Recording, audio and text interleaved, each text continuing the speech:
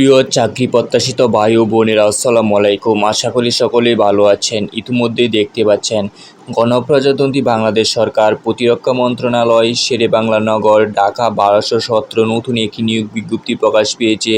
17 September 2025 খ্রিস্টাব্দের 2 আশ্বিন 1432 বঙ্গাব্দে। So এটি আপনার একটা ক্যাটাগরিতে 25 জন, বিশাল একটি নিয়োগ বিজ্ঞপ্তি প্রকাশ পেয়েছে। সো এই নিয়োগ সম্পর্কে আমরা বিস্তারিত আলোচনা করব।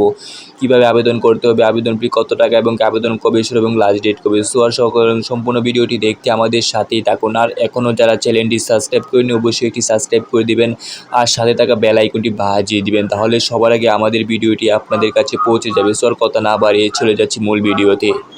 এখানে আপনার একটি ক্যাটাগরিতে মোট আপনার 25 জন জনবল নিয়োগ করা হয়েছে। সো আমরা প্রথমে দেখতে পাচ্ছি প্রধান প্রশাসনিক কর্মকর্তা কার্যালয়, প্রশাসনিক আওতাধীন প্রতিরক্ষা গোয়েন্দা মহাপরিদপ্তরের সাংগঠনিক কাঠামো, রাজস্ব খাতভুক্ত নিম্ন বর্ণিত বেসামরিক সৈন্যপদসমূহে অস্থায়ী ভিত্তিতে পূরণের জন্য বাংলাদেশের প্রকৃত নাগরিকদের নিকট থেকে দরখাস্ত আহ্বান করা যাচ্ছে। সো এটি শুধু আপনার বাংলাদেশ নাগরিক যারা আছে তারা আবেদন করতে পারে।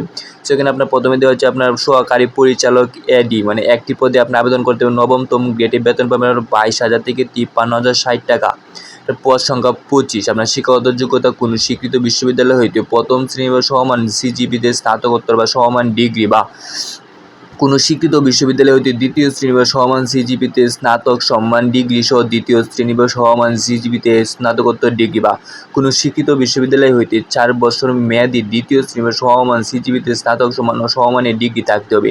সো এটা আপনার শিক্ষাগত যোগ্যতা। এখানে আপনার পদ সংখ্যা 25টি। আপনার নবম গ্রেডে বেতন হবে 22,000 থেকে 53,060 টাকা। সো এটি আপনি একটি পদেই 25 জন লোক আবেদন করতে হবে, 25 জন লোক নেওয়া হবে।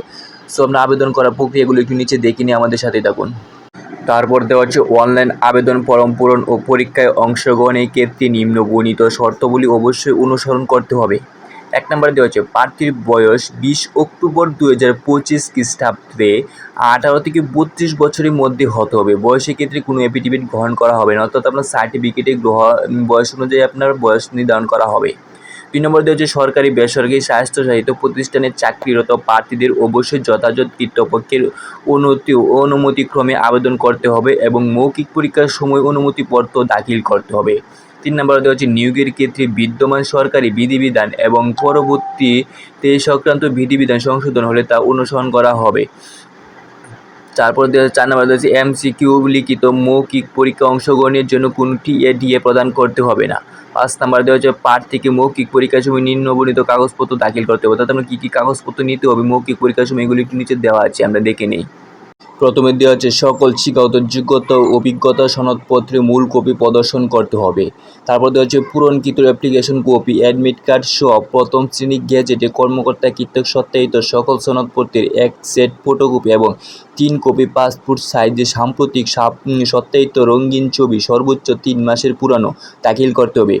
এরপর ঘ নম্বরে দেওয়া হচ্ছে মুক্তিযুদ্ধ, শহীদ মুক্তিযুদ্ধ ও বীরাঙ্গন সন্তান, ক্ষুদ্র নিগোষ্ঠী এবং শারীরিক প্রতিবন্ধী ও তৃতীয় লিঙ্গের প্রার্থী হলে উক্ত প্রার্থীদেরকে এই সংক্রান্ত প্রমাণকের মূল কপি প্রদর্শন করতে হবে এবং তা প্রথম শ্রেণী গেজেটের কর্মকর্তা কর্তৃক সত্যায়িত করে ফটোকপি দাখিল করতে হবে। 4 নম্বরে দেওয়া হচ্ছে জেলা স্থানীয় বাসিন্দাগণ প্রমাণক হিসাবে ইউনিয়ন পরিষদের চেয়ারম্যান, ওয়ার্ড কাউন্সিলর, পৌর chairman, mayor, city corporation mayor উপযুক্ত কর্তৃপক্ষে প্রদত্ত সনদপত্র দাখিল করতে হবে। 5 নম্বর বা নম্বর দেওয়া হচ্ছে সরকারি, আধা সরকারি ও স্বায়ত্তশাসিত প্রতিষ্ঠানে চাকরিরত প্রার্থীদের নিয়োগকারী কর্তৃপক্ষ কর্তৃক প্রদত্ত অনাপত্তিপত্র, ছাড়পত্র মৌখিক মূল কপি জমা দিতে হবে। 6 নম্বর দেওয়া হচ্ছে বৈধ জাতীয় পরিচয়পত্রের মূল কপি প্রদর্শন করতে হবে এবং 1 কপি প্রথম শ্রেণী গেজেটেড কর্মকর্তা কর্তৃক সত্যায়িত ফটোকপি দাখিল করতে হবে। আপনার ক থেকে ছ পর্যন্ত এখানে যেগুলো কাগজপত্র বলা হয়েছে এগুলো আপনার মৌখিক পরীক্ষার সময় সবগুলো আপনার প্রদর্শন করতে হবে বা নিয়ে দিতে হবে। এরপর 6 নম্বর দেওয়া হচ্ছে কর্তৃপক্ষের পদের সংখ্যা হ্রাস বা বৃদ্ধি এই নিয়োগ বিজ্ঞপ্তির বাতিল করার অধিকার সংরক্ষণ করবে। সো এটি আপনার সংখ্যা হ্রাসও হতে পারে বা বৃদ্ধি করতে পারে, এতে নিয়ে আপনার কোনো কর্তৃপক্ষ সম্পূর্ণ অধিকার কাটাবেন। সো এছাড়া আপনি আবেদন কীভাবে করবেন, আবেদন কবে শুরু, এগুলো আমরা একটু দেখে নিই। 7 নম্বরে দেওয়া হচ্ছে আবেদনপত্র পূরণ সংক্রান্ত নির্দেশনাবলী। খ নম্বরে দেওয়া হচ্ছে আগ্রহী প্রার্থীগণ http://dcd.teletalk.com.bd ওয়েবসাইটে প্রবেশ করে আবেদনপত্র ফরম পূরণ করতে পারবেন। অনলাইন আবেদনপত্র ফরম পূরণ সংক্রান্ত বিস্তারিত তথ্য নিয়মাবলী http://dcd.teletalk.com.bd অথবা hwwmod.gov.bd অথবা www.dcd.gov.bd ওয়েবসাইটে পাওয়া যাবে। অর্থাৎ আপনার এখানে 3টি লিঙ্ক দেওয়া হচ্ছে, আপনার যে কোনো একটি লিঙ্কে ঢুকে আপনার এই অনলাইন আবেদন সংক্রান্ত নোটিশটি পেয়ে যাবেন। এছাড়া যদি অনলাইনে আবেদন করতে চান, আপনার উপরে লিঙ্কটি দেওয়া হচ্ছে, এই লিঙ্কে ঢুকে আবেদন করতে পারবেন। সো এছাড়া আমরা আবেদন লিঙ্কটি ডেসক্রিপশনে দিয়ে দেবো, এখানে ঢুকে আপনার আবেদন করতে পারবেন। সো আবেদনের সময়সীমা ও নির্দেশনাবলী দেওয়া আছে। আপনার আবেদন শুরুর তারিখ হচ্ছে আপনার 21 সেপ্টেম্বর 2025 খ্রিস্টাব্দে সকাল 10টা হতে আবেদন শুরু, এবং আবেদনের লাস্ট ডেট হচ্ছে 20 অক্টোবর 2025 খ্রিস্টাব্দে বিকাল 5টা পর্যন্ত। অর্থাৎ আপনার সেপ্টেম্বরের 21 তারিখ থেকে আবেদন শুরু এবং অক্টোবরের 20 তারিখে আবেদন শেষ সময়। উক্ত সময়সীমার মধ্যে ইউজার আইডি প্রার্থীগণ অনলাইন আবেদনপত্র সাবমিট এর সময় থেকে পরবর্তী 72 ঘন্টার মাধ্যমে যে কোনো Teletalk prepaid mobile number SMS এর মাধ্যমে পরীক্ষার ফি জমা দিতে পারবেন। অর্থাৎ আপনার আবেদন করার 72 ঘন্টার ভিতরে আপনার পরীক্ষার ফিটি জমা দিয়ে দিতে হবে। তারপর খ নাম্বার দেওয়া হচ্ছে অনলাইন আবেদনপত্র প্রার্থী তার স্পষ্ট সাম্প্রতিক রঙিন ছবি সর্বোচ্চ 3 মাসের পুরানো, দৈর্ঘ্য 300 এবং প্রস্থ 300 পিক্সেল ও স্বাক্ষরের দৈর্ঘ্য 300 এবং প্রস্থ 80 পিক্সেল স্ক্যান করে নির্ধারিত স্থানে আপলোড করবেন। ছবির সাইজ সর্বোচ্চ 100 KB এবং স্বাক্ষরের সাইজ সর্বোচ্চ 60 KB হতে হবে। অর্থাৎ আপনার ছবি এবং স্বাক্ষরের সাইজগুলো ভালোভাবে নির্ধারিত স্থানে আপলোড করবেন স্ক্যান করে। এরপর গ নাম্বার দেওয়া হচ্ছে অনলাইন আবেদনপত্র পূরণ তথ্য যেহেতু পরবর্তী সকল কার্যক্রমে ব্যবহৃত হবে, সেহেতু আপনার সাবমিট করার পূর্বে সকল তথ্য সঠিক আছে কিনা সবগুলো যাচাই বাছাই করে তারপর সাবমিট করবেন। এরপর ঘ নম্বর দেওয়া হচ্ছে প্রার্থী অনলাইনে পূরণকৃত আবেদনপত্র একটি রঙিন প্রিন্ট কপি পরীক্ষা সংক্রান্ত যে কোনো প্রয়োজনীয় সহায়ক হিসেবে সংরক্ষণ করবেন। এগুলো আপনার যেগুলো তথ্য দেওয়া হচ্ছে সবগুলো বিস্তারিত সংগ্রহ করে তারপর আপনি আবেদন করবেন। তারপর আপনার কত টাকা খরচ হবে এগুলো একটু আমরা দেখে নিই। তারপর নম্বর বা 5 নম্বরে দেওয়া হচ্ছে আপনার যে কোনো টেলিটক প্রিপেড মোবাইল নাম্বারের মাধ্যমে 2টি SMS করে পরীক্ষা ফি বাবদ 200 টাকা এবং টেলিটক সার্ভিস চার্জ 30 টাকা সহ 230 টাকা আপনার প্রেরণ করতে হবে। অর্থাৎ আপনার এই নিয়োগটি আবেদন করার জন্য আপনার 200 টাকা সার্ভিস এবং 200 টাকা আপনার টেলিটক চার্জ ফি এবং সার্ভিস চার্জ 30 টাকা সহ আপনার 230 টাকা পূরণ করতে হবে। এছাড়া অগ্রসর শ্রেণী, ক্ষুদ্র নিগোষ্ঠী, শারীরিক প্রতিবন্ধী এবং তৃতীয় লিঙ্গের প্রার্থীদের ক্ষেত্রে পরীক্ষা ফি বাবদ 50 টাকা এবং টেলিটক সার্ভিস চার্জ 6 টাকা সহ আপনার 56 টাকা অনধিক 72 ঘন্টা দিতে হবে। অর্থাৎ আপনার যারা ক্ষুদ্র নিগোষ্ঠী আছে, শারীরিক প্রতিবন্ধী এবং অন্য তৃতীয় লিঙ্গের প্রার্থী আছে, তাদের জন্য আপনার শুধুমাত্র 50 টাকা এবং সার্ভিস চার্জ 6 টাকা আপনার 56 টাকা দিতে হবে 72 ঘন্টার ভিতরে। এখানে বিশেষভাবে উল্লেখ করা হয়েছে অনলাইন আবেদনপত্র সকল পত্র পূরণ করে সাবমিট করা হলেও পরীক্ষা ফি জমা না দেওয়া পর্যন্ত আবেদনপত্র কোনো অবস্থাতেই গৃহীত হবে না।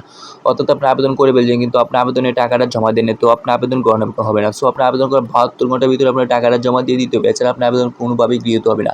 তারপর এখানে দেওয়া হচ্ছে আপনার টাকাটা কীভাবে জমা দেবেন। প্রথম SMS এখানে দেওয়া হচ্ছে যে ডিসিডি স্পেস ইউজার আইডি লিখে সেন্ড করতে হবে 16222 নাম্বারে। এই যে এক্সাম্পল এখানে দেওয়া হচ্ছে। তারপরে এটা দেওয়ার পর আপনার নিচে একটা রিপ্লাই SMS আসবে, তারপর দ্বিতীয় SMS DCD.space পিন নাম্বারটা লিখে আপনার এই নাম্বারে স্ক্যান করতে হবে, তাহলে আপনার টাকাটা আপনার পেড হয়ে যাবে। সো প্রথমে আপনার 230 টাকা আপনার টেলিটক্স মোবাইলে আপনার রিচার্জ করে নেবেন। তারপরে আপনার যে এখানে যে সিস্টেম প্রথম SMS দ্বিতীয় SMS-গুলো দেখে আপনারা নিজেরাই পারবেন। এছাড়া যদি না পারেন যে কোনো কম্পিউটার দোকানে গেলে আপনারা এই টাকাটা আপনারা পে করতে পারবেন। এরপর নিচে আরও কিছু তথ্য দেওয়া আছে, এগুলো একটু আপনারা দেখে নেবেন। সো আমরা স্ক্রল করে নিচে চলে যাই।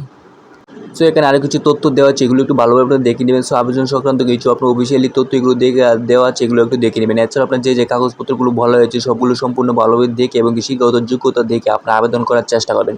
সো আজকের মতো আপনার এখানে ভিডিওটি শেষ পৃষ্ঠা বা এখানে আপনার আমরা ভিডিও শেষ করতে যাচ্ছি। তো সকলেই ভালো থাকবেন, আর এখনও যারা চ্যানেলটি সাবস্ক্রাইব করেনি অবশ্যই একটি সাবস্ক্রাইব করে দিবেন। সো সকলেই ভালো থাকবেন। আসসালামু আলাইকুম।